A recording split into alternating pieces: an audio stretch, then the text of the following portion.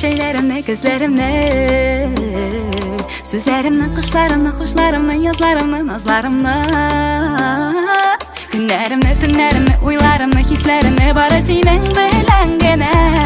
Qarab aziz ko'zlaringga, sening bilan ozar edim.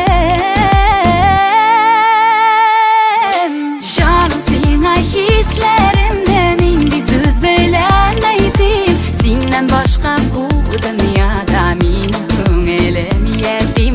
Jonim senga hislerimni mingta so'z bilan aytdim. Sendan boshqa bu dunyoda mening ko'nglim yetim.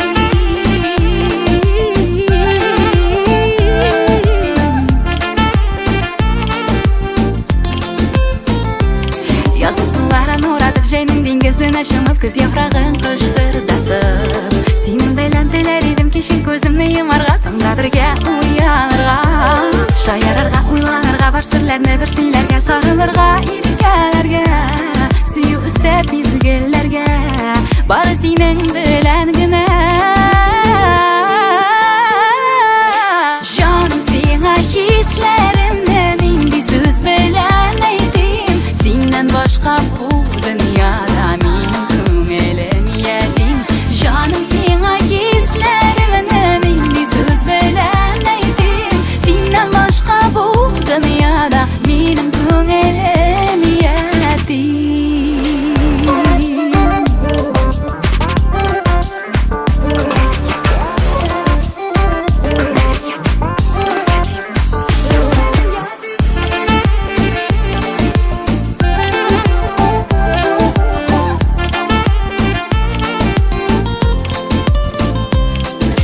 Jonim senga hislerimni mingta so'z bilan aytdim.